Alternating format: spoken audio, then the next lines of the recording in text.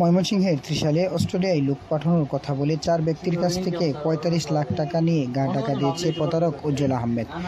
এদের মধ্যে একজন আদালতে মামলা দায়ের করেছেন। স্থানীয়রা জানিয়েছেন প্রতারক উজ্জ্বল আহমেদ দেশের বাইরে যাওয়ার চেষ্টা করছেন। জানা যায় ত্রিশাল উপজেলার বীররামপুর ভাটিপাড়া গ্রামের জামাল উদ্দিনের ছেলে উজ্জ্বল। ছেলে নিছে 13 লক্ষ, আমি আনছি 9 লক্ষ।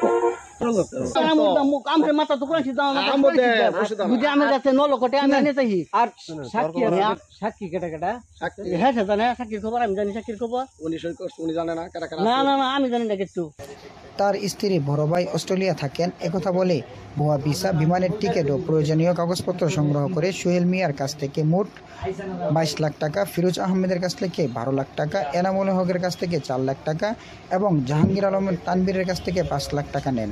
অস্ট্রেলিয়া যাওয়ার জন্য আপনার এই যে টাকা পয়সা লেনদেন করি, তার লগে উজ্জ্বল দিচ্ছে আমরা 13 লক্ষ টাকা, তার আব্বারে দিচ্ছে 9 লক্ষ টাকা।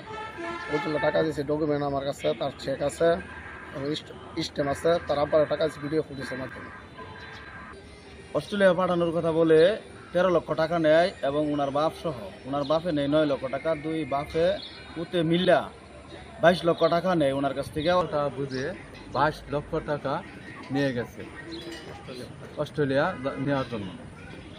জানা যায় প্রথম ধাপে সোহেল মিয়া ও ফিরোজ এবং প্রতারকের ছোট ভাই উৎপল মিয়াকে অস্ট্রেলিয়া পাঠানোর জন্য ভুয়া ভিসা, বিমানের টিকিট ও ময়মনসিংহ কারিগরি প্রশিক্ষণ কেন্দ্র থেকে 3 দিনে প্রশিক্ষণ সম্পন্ন করানো উজ্জ্বল।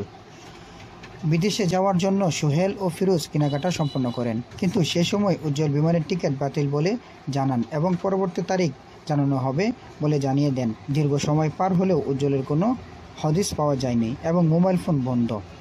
পরিবারের সদস্যদের সাথে যোগাযোগ নেই বলে দাবি করছেন তার বাবা জামাল উদ্দিন। এই বিষয়ে অন্যান্য ভুক্তভোগী ও এলাকাবাসীদের সাথে কথা বললে তারা আমাদের জানায় উজ্জ্বল আহমেদ যেন আর কারো কাছ থেকে প্রতারণার মাধ্যমে টাকা না হাতিয়ে নিতে পারে এবং কোনো পরিবার যেন উজ্জ্বল আহমেদের জন্য নিঃস্ব না হয়। তাই সকল দেশবাসীর কাছে অনুরোধ, উজ্জ্বলকে দেখা মাত্রই আইনের হাতে তুলে দিন।